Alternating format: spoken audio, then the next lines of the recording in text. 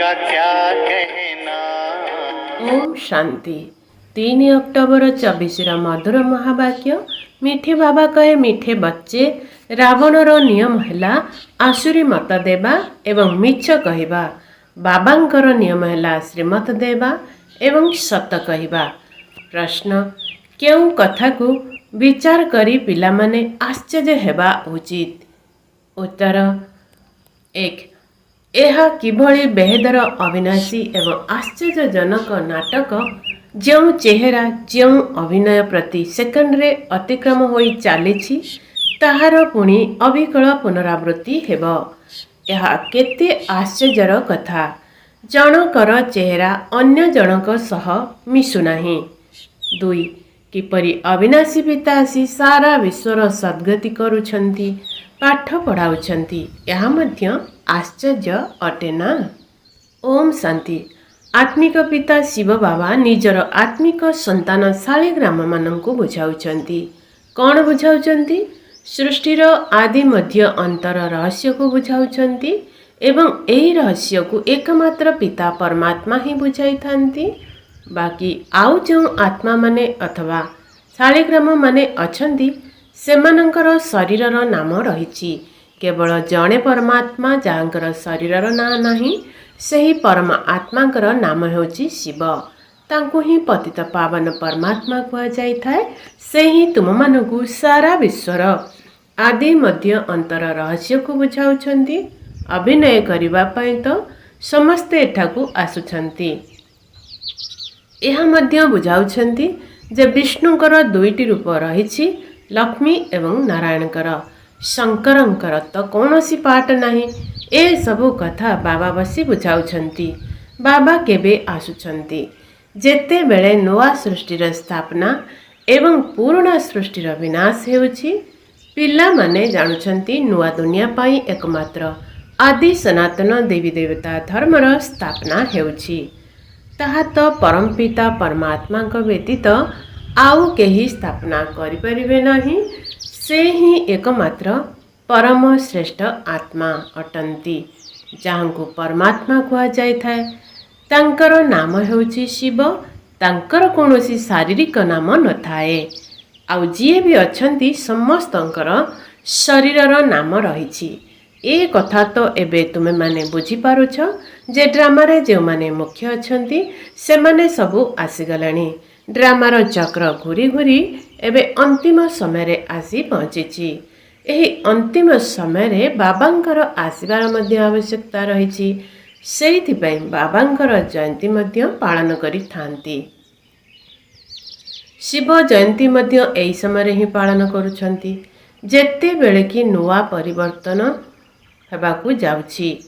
घोर अंधकार रु घोर आलोक हेबाकु जाउछि, अर्थात दुखधाम रु सुखधाम हेबाकु जाउछि। पिला माने जानुछंती पुराना दुनियार विनाश एवं नुआ दुनियार स्थापना करिबा पाई परम पिता परमात्मा शिव थरे मात्र पुरुषोत्तम संगम जुगरे ही आसुछंती। प्रथमे नुआ दुनियार स्थापना परे पुणी पुराना दुनियार विनाश होइथाए। पिला माने बुझिछंती जे एही पाठ पढ़ी आमको यज्ञ हेबाकु पड़िबो। दिव्य गुण मध्य धारण करिबाकु हेबो। आसुरी गुण को परिवर्तन करिबाकु पड़िबो। दिव्य गुण एवं आसुरी गुणर वर्णना चार्ट रे देखाइबाकु होइथाए। निजकु देख जे मु काहाकु हैरान करू नाही तो, मिछ कहू नाही तो, श्रीमत विरुद्ध रे चालू नाही तो। मिछ कहिबा, काहाकु दुख देबा, विव्रत करिबा, एहा हेउछि रावणर कायदा एवं ताहा हेउछि राम परमात्मांकर कायदा। श्रीमत एवं आसुरी मतर गायन मध्य रहिछि। अधा कल्प आसुरी मत चालुछि, जहा द्वारा मनीष असुर दुखी रोगी होई जाउछंती। पांच विकार प्रवेश करि जाउछि। तेणु एबे बाबा आसी श्रीमत देउछंती। पिला माने जानुछंती श्रीमत द्वारा आमको दिव्य गुण मिलुछि। तेणु एबे आसुरी गुण को बदलाइबाकु हेबो। जदि आसुरी गुण रहिजिबो ତେବେ ନୂଆ ଦୁନିଆରେ ପଦ କମିଯିବ। ଜନ୍ମ ଜନ୍ମାନ୍ତର ଯେଉଁ ପାପର ବୋଝ ମୁଣ୍ଡ ଉପରେ ଆତ୍ମାରେ ରହିଛି ତାହା ପୁରୁଷାର୍ଥର କ୍ରମାନୁସାରେ ହାଲକା ହୋଇଥାଏ। ଏ କଥା ତ ଜାଣିଛ ଯେ ଏବେ ପୁରୁଷୋତ୍ତମ ସଙ୍ଗମ ଯୁଗ। ବାବାଙ୍କ ଦ୍ୱାରା ଏହି ଦିବ୍ୟ ଗୁଣକୁ ଧାରଣ କରି ତୁମେମାନେ ନୂଆ ଦୁନିଆର ମାଲିକ ହେଉଛ। ଏଥିରୁ ପ୍ରମାଣିତ ହେଉଛି ଯେ ପୁରୁଣା ଦୁନିଆ ନିଶ୍ଚୟ ବିନାଶ ହୋଇଯିବ। ନୂଆ ଦୁନିଆର ସ୍ଥାପନା ବ୍ରହ୍ମା କୁମାର ଏବଂ କୁମାରୀମାନଙ୍କ ଦ୍ୱାରା ହେବ ଏକଥା ମଧ୍ୟ ପକ୍କା ନିଶ୍ଚୟ ରହିଛି। ତେଣୁ ସେବାରେ ଲାଗିଛନ୍ତି, କାହାର ନା କାହାର କଲ୍ୟାଣ କରିବାର ମେହନତ କରୁଛନ୍ତି। ତୁମେମାନେ ଜାଣୁଛ ଆମର ଭାଇ ଭଉଣୀମାନେ କେତେ ସେବା କରୁଛନ୍ତି। ସମସ୍ତଙ୍କୁ ବାବାଙ୍କ ପରିଚୟ ଦେଇ ଚାଲିଛନ୍ତି। ବାବା ଆସୁଛନ୍ତି, ତେଣୁ ନିଶ୍ଚୟ ପ୍ରଥମେ ଅଳ୍ପ ଆତ୍ମାକୁ ହିଁ ପରିଚୟ ମିଳିବ, ପୁଣି ଧୀରେ ଧୀରେ ବଢ଼ି ଚାଲିବ। ଜଣେ ବ୍ରହ୍ମାଙ୍କ ଦ୍ୱାରା କେତେ ବ୍ରହ୍ମାକୁମାର ହେଉଛନ୍ତି। ବ୍ରାହ୍ମଣ କୂଳ ତ ନିଶ୍ଚୟ ଦରକାର ନା। ତୁମେମାନେ ଜାଣୁଛ ଆମେ ସବୁ ବ୍ରହ୍ମା କୁମାର କୁମାରୀ ଶିବ ବାବାଙ୍କର ସନ୍ତାନ। ସମସ୍ତେ ଭାଇ ଭାଇ ଅଟୁ। ବାସ୍ତବରେ ଆମେ ପରସ୍ପର ଭାଇ ଭାଇ, କିନ୍ତୁ ପ୍ରଜାପିତା ବ୍ରହ୍ମାଙ୍କର ସନ୍ତାନ ହେବା ଦ୍ୱାରା ଭାଇ ଭଉଣୀ ହେଉଛୁ। ପୁଣି ଦେବତା କୂଳକୁ ଗଲେ ସମ୍ବନ୍ଧର ବୃଦ୍ଧି ହୋଇଚାଲିବ। ଏହି ସମୟରେ ବ୍ରହ୍ମାଙ୍କ ସନ୍ତାନ ସନ୍ତତି ହୋଇଥିବାରୁ ଗୋଟିଏ କୂଳ କୁହାଯିବ। ଏହାକୁ ରାଜବଂଶ କୁହାଯିବ ନାହିଁ। ରାଜତ୍ୱ ନା କୌରବଙ୍କର ନା ପାଣ୍ଡବଙ୍କର ଥାଏ। ରାଜବଂଶ ତ ସେତେବେଳେ ଆରମ୍ଭ ହୋଇଥାଏ ଯେତେବେଳେ ରାଜା ରାଣୀ ସିଂହାସନରେ ବସନ୍ତି। ଏବେ ତ ପ୍ରଜାଙ୍କର ପ୍ରଜା ଉପରେ ରାଜ୍ୟ ଚାଲିଛି। ଆରମ୍ଭରୁ ହିଁ ପବିତ୍ର ବଂଶାବଳୀ ଏବଂ ଅପବିତ୍ର ବଂଶାବଳୀ ଚାଲି ଆସୁଛି। ପବିତ୍ର ବଂଶାବଳୀ ଦେବତାମାନଙ୍କର ହିଁ ଚାଲିଥାଏ। ପିଲାମାନେ ଜାଣୁଛନ୍ତି 5000 ବର୍ଷ ପୂର୍ବରୁ ଭାରତ ସ୍ୱର୍ଗ ଥିଲା। ସେଠାରେ ପବିତ୍ର ବଂଶାବଳୀ ଥିଲା। ସେମାନଙ୍କର ଚିତ୍ର ମଧ୍ୟ ରହିଛି। କେତେ ଭବ୍ୟ ମନ୍ଦିର ମଧ୍ୟ ତିଆରି ହୋଇଛି। ଆଉ କାହାର ମନ୍ଦିର ନାହିଁ। ଏହି ଦେବତାମାନଙ୍କର ହିଁ ବହୁତ ମନ୍ଦିର ରହିଛି। ପିଲାମାନଙ୍କୁ ବୁଝାଯାଉଛି ଯେ ଅନ୍ୟ ସମସ୍ତଙ୍କର ଶରୀରର ନାମ ବଦଳି ଥାଏ, କିନ୍ତୁ ବାବାଙ୍କର ନାମ ସର୍ବଦା ଶିବ ହିଁ ରହିଆସିଛି। ଶିବ ଭଗବାନ ଉବାଚ, କୌଣସି ଦେହଧାରୀଙ୍କୁ ଭଗବାନ କୁହାଯାଏ ନାହିଁ। ବାବାଙ୍କ ବିନା ଆଉ କେହି ବାବାଙ୍କ ପରିଚୟ ଦେଇପାରିବେ ନାହିଁ, କାହିଁକି ନା ସେମାନେ ତ ବାବାଙ୍କୁ ଜାଣି ହିଁ ନାହାନ୍ତି। ଏଠାରେ ମଧ୍ୟ ବହୁତ ଅଛନ୍ତି ଯାହାଙ୍କର ବୁଦ୍ଧିରେ ଆସୁନାହିଁ ଯେ ବାବାଙ୍କୁ କିପରି ମନେ ପକାଇବୁ। ଦ୍ୱନ୍ଦ୍ୱରେ ପଡ଼ିଯାଉଛନ୍ତି। ଏତେ ଛୋଟ ବିନ୍ଦୁ ତାଙ୍କୁ କିପରି ମନେ ପକାଇବୁ। ଶରୀର ତ ବଡ଼, ତେଣୁ ତାକୁ ହିଁ ମନେ ପକାଇଥାନ୍ତି। ଏକଥା ମଧ୍ୟ ଗାୟନ ରହିଛି ଯେ ଭ୍ରୁକୁଟି ମଝିରେ ତାରକା ଚମକୁଛି, ଅର୍ଥାତ୍ ଆତ୍ମା ତାରକା ସଦୃଶ। ଆତ୍ମାକୁ ଶାଳିଗ୍ରାମ ମଧ୍ୟ କୁହାଯାଏ। ଶିବଲିଙ୍ଗକୁ ମଧ୍ୟ ବଡ଼ ଆକାରରେ ପୂଜା କରାଯାଉଛି। ଯେପରି ଆତ୍ମାକୁ ଦେଖିବା ନାହିଁ, ସେହିପରି ଶିବ ବାବା ମଧ୍ୟ କାହାର ଦୃଷ୍ଟିଗୋଚରକୁ ଆସିପାରିବେ ନାହିଁ। ଭକ୍ତି ମାର୍ଗରେ ବିନ୍ଦୁର ପୂଜା କିପରି କରିବେ? କାହିଁକି ନା ପ୍ରଥମେ ଶିବ ବାବାଙ୍କର ଅବ୍ୟଭିଚାରୀ ପୂଜା ଆରମ୍ଭ ହେଉଛି ନା। ତେଣୁ ପୂଜା ପାଇଁ ନିଶ୍ଚୟ ବଡ଼ ଜିନିଷ ଦରକାର। ଶାଳିଗ୍ରାମ ମଧ୍ୟ ବଡ଼ ଅଣ୍ଡା ଭଳି ତିଆରି କରିଥାନ୍ତି। ଗୋଟିଏ ପାର୍ଶ୍ୱରେ ବୃଦ୍ଧ ଆଙ୍ଗୁଳି ସଦୃଶ ବୋଲି କହୁଛ, ତ ପୁଣି ଅନ୍ୟ ପାର୍ଶ୍ୱରେ ତାରକା ସଦୃଶ ମଧ୍ୟ କହୁଛ। ଏବେ ତୁମମାନଙ୍କୁ ତ ଗୋଟିଏ କଥାରେ ସ୍ଥିର ରହିବାକୁ ହେବ। ଅଧା କଳ୍ପ ବଡ଼ ବଡ଼ ଚିତ୍ରର ପୂଜା କରି ଆସିଛ। ଏବେ ପୁଣି ବିନ୍ଦୁ ମନେ କରିବା ମଧ୍ୟ କଷ୍ଟସାଧ୍ୟ। ଦେଖି ମଧ୍ୟ ପାରିବ ନାହିଁ। ଏହାକୁ କେବଳ ବୁଦ୍ଧିରେ ଜାଣିବାକୁ ହୁଏ। ଶରୀରରେ ଆତ୍ମା ପ୍ରବେଶ କରୁଛି, ପୁଣି ବାହାରି ଯାଉଛି। କେହି ତ ଦେଖିପାରୁନାହାନ୍ତି। ବଡ଼ ଜିନିଷ ହୋଇଥିଲେ ଦେଖାଯାଇଥାନ୍ତା। ବାବା ମଧ୍ୟ ସେହିପରି ବିନ୍ଦୁ, କିନ୍ତୁ ସିଏ ଜ୍ଞାନର ସାଗର ଅଟନ୍ତି। ଆଉ କାହାକୁ ଜ୍ଞାନର ସାଗର କୁହାଯାଇପାରିବ ନାହିଁ। ଶାସ୍ତ୍ର ତ ଭକ୍ତି ମାର୍ଗର ଅଟେ। ଏତେ ସବୁ ବେଦଶାସ୍ତ୍ର ଆଦି କିଏ ରଚନା କଲେ? କୁହନ୍ତି ବ୍ୟାସଦେବ ରଚନା କଲେ। ଖ୍ରୀଷ୍ଟଙ୍କର ଆତ୍ମା ତ କୌଣସି ଶାସ୍ତ୍ର ରଚନା କରିନାହିଁ। ଏହା ତ ପରେ ମନୁଷ୍ୟମାନେ ତିଆରି କରିଛନ୍ତି। ଜ୍ଞାନ ତ ତାଙ୍କଠାରେ ନାହିଁ। ଜ୍ଞାନର ସାଗର ତ ଏକମାତ୍ର ବାବା ହିଁ ଅଟନ୍ତି। ତେଣୁ ଶାସ୍ତ୍ରରେ ଜ୍ଞାନ ବା ସଦ୍ଗତିର କଥା ନାହିଁ। ପ୍ରତ୍ୟେକ ଧର୍ମାଲମ୍ବୀ ନିଜ ନିଜର ଧର୍ମସ୍ଥାପକକୁ ମନେ ପକାଇଥାନ୍ତି, ଦେହଧାରୀମାନଙ୍କୁ ମନେ ପକାଇଥାନ୍ତି। ଖ୍ରୀଷ୍ଟଙ୍କର ମଧ୍ୟ ଚିତ୍ର ରହିଛି ନା, ସମସ୍ତଙ୍କର ଚିତ୍ର ଅଛି। ଶିବ ବାବା ତ ହେଉଛନ୍ତି ପରମାତ୍ମା। ଏବେ ତୁମେମାନେ ବୁଝିପାରୁଛ ଯେ ସବୁ ଆତ୍ମାମାନେ ଭାଇ ଭାଇ ଅଟନ୍ତି। ଭାଇଠାରେ କୌଣସି ଜ୍ଞାନ ନଥାଏ ଯାହାଦ୍ୱାରା କାହାକୁ ଜ୍ଞାନ ଶୁଣାଇ ସଦ୍ଗତି କରିପାରିବେ। ସଦ୍ଗତି ଦାତା ଏକମାତ୍ର ବାବା ଅଟନ୍ତି। ଏହି ସମୟରେ ଭାଇମାନେ ମଧ୍ୟ ଅଛନ୍ତି, ବାବା ମଧ୍ୟ ଅଛନ୍ତି। ବାବା ଆସି ସାରା ବିଶ୍ୱର ଆତ୍ମାମାନଙ୍କୁ ସଦ୍ଗତି ଦେଉଛନ୍ତି। ବିଶ୍ୱର ସଦ୍ଗତି ଦାତା କେବଳ ଜଣେ ହିଁ ଅଟନ୍ତି। ଶ୍ରୀ ଶ୍ରୀ 108 ଜଗତଗୁରୁ କୁହ ବା ବିଶ୍ୱର ଗୁରୁ କୁହ, ଏକା କଥା। ଏବେ ତ ଆସୁରୀ ରାଜ୍ୟ ସଙ୍ଗମ ଯୁଗରେ ହିଁ ବାବା ଆସି ଏସବୁ କଥା ବୁଝାଉଛନ୍ତି। ତୁମେମାନେ ଜାଣୁଛ ଯେ ବର୍ତ୍ତମାନ ନୂଆ ଦୁନିଆର ସ୍ଥାପନା ନିଶ୍ଚିନ୍ତ ହେଉଛି ଏବଂ ପୁରୁଣା ଦୁନିଆର ବିନାଶ ହେଉଛି। ଏ କଥା ମଧ୍ୟ ବୁଝାଯାଇଛି ଯେ ପତିତ ପାବନ ଏକମାତ୍ର ନିରାକାର ପିତା ଅଟନ୍ତି। କୌଣସି ଦେହଧାରୀ ପତିତ ପାବନ ହୋଇପାରିବେ ନାହିଁ। ପତିତ ପାବନ ପରମାତ୍ମା ହିଁ ଅଟନ୍ତି। ଯଦି ପତିତ ପାବନ ସୀତାରାମ ମଧ୍ୟ କହିବା, ତେବେ ମଧ୍ୟ ବାବା ବୁଝାଉଛନ୍ତି ଭକ୍ତିର ଫଳ ଦେବା ପାଇଁ ଭଗବାନ ଆସୁଛନ୍ତି।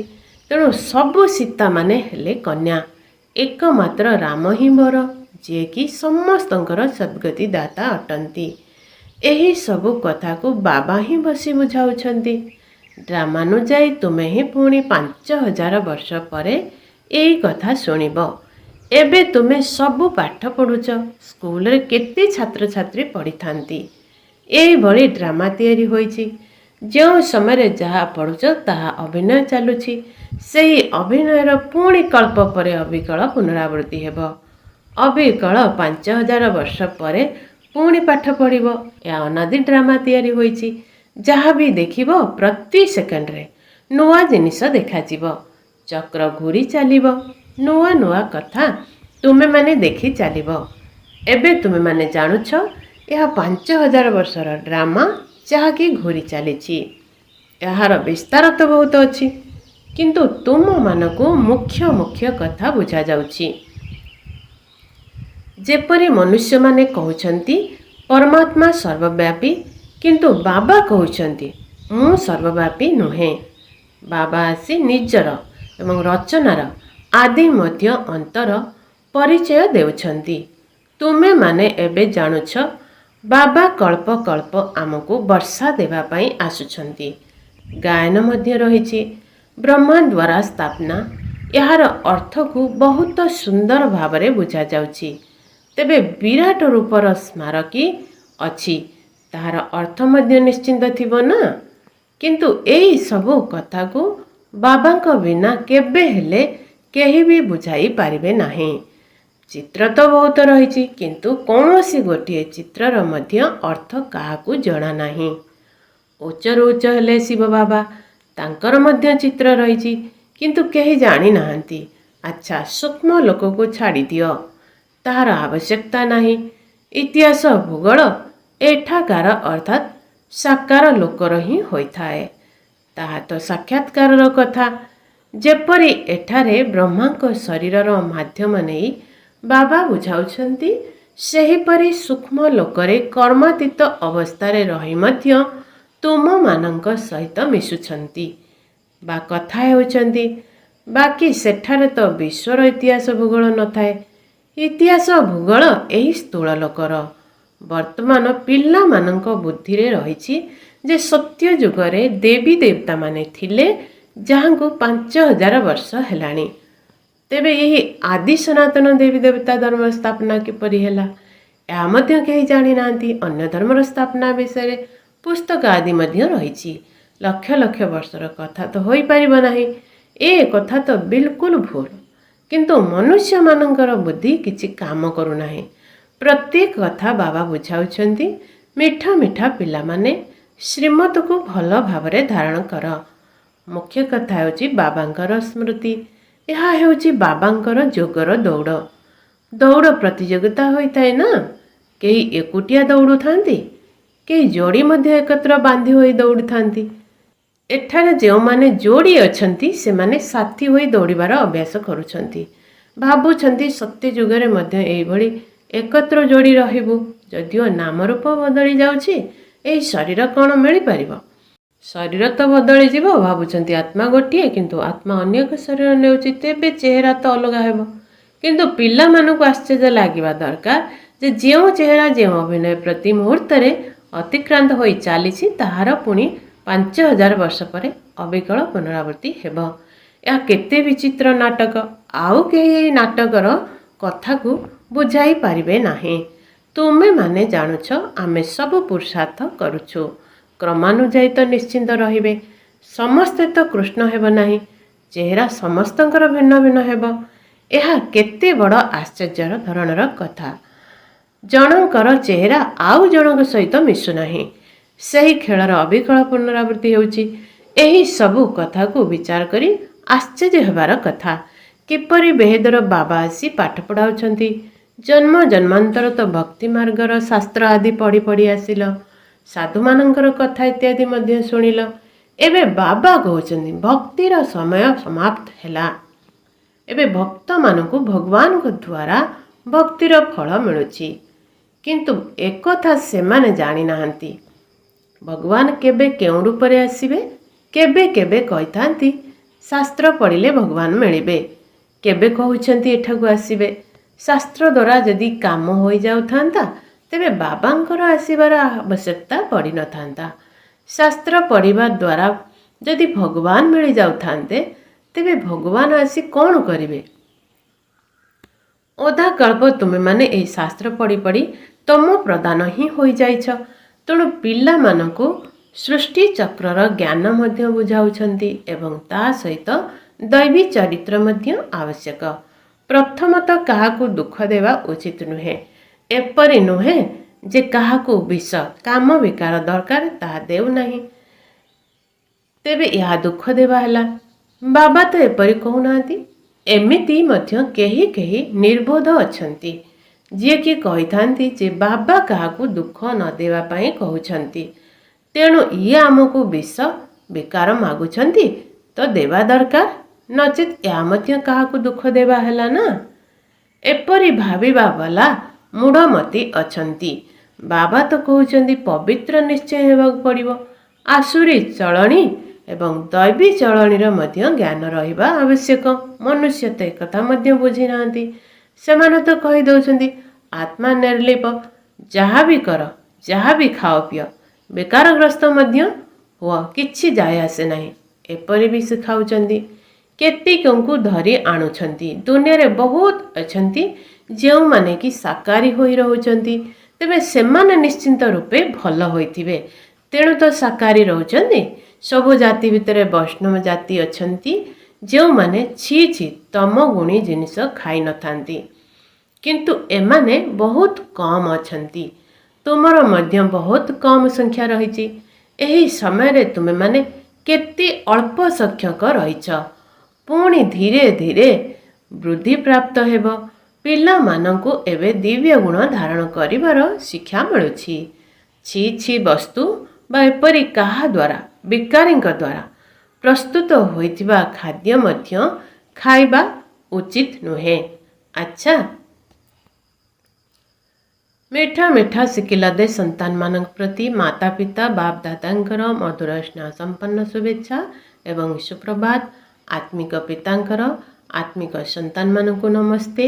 ଆତ୍ମିକ ସନ୍ତାନମାନଙ୍କର ଆତ୍ମିକ ମାତା ପିତାଙ୍କୁ ନମସ୍ତେ ନମସ୍ତେ ନମସ୍ତେ। ଧାରଣା ପାଇଁ ମୁଖ୍ୟ ସାର୍, ନିଜର ଚାର୍ଟକୁ ଦେଖ। ମୁଁ ଶ୍ରୀମତ ବିରୁଦ୍ଧରେ ଚାଲୁନାହିଁ ତ, ମିଛ କହୁନାହିଁ ତ, କାହାକୁ ଦୁଃଖ ଦେଉନାହିଁ ତ, ଦିବ୍ୟ ଗୁଣ ଧାରଣ କରିଛି। 2. ପାଠପଢ଼ା ସହିତ ଦିବ୍ୟ ଚରିତ୍ର ମଧ୍ୟ ଧାରଣ କରିବାକୁ ହେବ। ପବିତ୍ର ନିଶ୍ଚୟ ହେବାକୁ ପଡ଼ିବ। କୌଣସି ପ୍ରକାର ଛି ଛି ଅର୍ଥାତ୍ ଅଶୁଦ୍ଧ ଭୋଜନ ଖାଇବା ଉଚିତ ନୁହେଁ। ସମ୍ପୂର୍ଣ୍ଣ ବୈଷ୍ଣବ ହେବାକୁ ପଡ଼ିବ। ଏଠାରେ ପ୍ରତିଯୋଗିତା କରିବାକୁ ହେବ। ବରଦାନ, ବାବାଙ୍କର ନିର୍ଦ୍ଦେଶ ଅନୁସାରେ ବୁଦ୍ଧିକୁ ଖାଲି ରଖୁଥିବା ବ୍ୟର୍ଥ ବା ବିକାରୀ ସ୍ୱପ୍ନଠାରୁ ମଧ୍ୟ ମୁକ୍ତ ହୁଅ। ଚାହେ ଭଲ ହୋଇଥାଉ ବା ଖରାପ ହୋଇଥାଉ, କିନ୍ତୁ ସବୁକିଛି ବାବାଙ୍କୁ ଅର୍ପଣ କରି ନିଜର ବୁଦ୍ଧିକୁ ଖାଲି କର। ସବୁ ଚିନ୍ତା ବାବାଙ୍କୁ ଦେଇ ବାବାଙ୍କ ସାଥିରେ ଶୋଇଯାଅ। ଏକୁଟିଆ ନୁହେଁ, ଯେହେତୁ ଏକା ଏକା ଶୋଉଛ ବା ବ୍ୟର୍ଥ କଥାର ବର୍ଣ୍ଣନା କରି କରି ଶୋଉଛ, ସେଇଥିପାଇଁ ବ୍ୟର୍ଥ ବା ବିକାରୀ ସ୍ୱପ୍ନ ଗୁଡ଼ିକ ଆସୁଛି। ଏହା ମଧ୍ୟ ଅବହେଳାପଣିଆ ଅଟେ। ଅବହେଳାପଣିଆକୁ ଛାଡ଼ି ବାବାଙ୍କର ନିର୍ଦ୍ଦେଶ ଅନୁସାରେ ଚାଲ, ତେବେ ବ୍ୟର୍ଥ ବା ବିକାରୀ ସ୍ୱପ୍ନଠାରୁ ମଧ୍ୟ ମୁକ୍ତ ହୋଇଯିବ। ସ୍ଲୋଗାନ: ଭାଗ୍ୟବାନ ଆତ୍ମାମାନେ ହିଁ ପ୍ରକୃତ ସେବା ଦ୍ୱାରା ସମସ୍ତଙ୍କର ଆଶୀର୍ବାଦ ପ୍ରାପ୍ତ କରିଥାନ୍ତି। हमने प्यार वो पाया जो दुनिया पा नहीं सकती। ଆଜି ମୋର ଲିରୁ 3 ସମାନ। ମୁଁ କ୍ରୋଧମୁକ୍ତ ଆତ୍ମା ଅଟେ, ମୁଁ ଶାନ୍ତି ଦେବା ଆତ୍ମା ଅଟେ, ମୁଁ ସ୍ୱାର୍ଥମୁକ୍ତ ଆତ୍ମା ଅଟେ।